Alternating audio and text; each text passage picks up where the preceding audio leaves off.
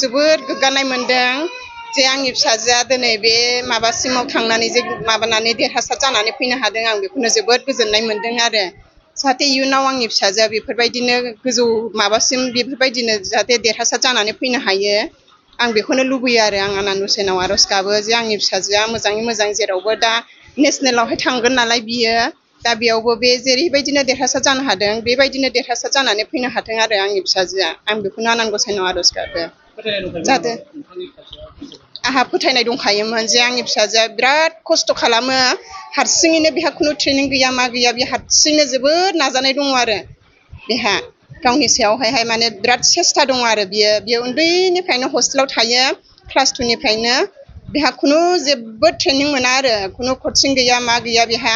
बे गावनि गोसोजोंनो गाव माबानाय आरो बियो गाव सोलोंनाय गावनि नाजानायजोंनो आरो दा बे गावनि नाजानायजोंनो दिनै बेखिनिखौहाय माबानानै देरहासार जानानै फैनो हादों आरो बियो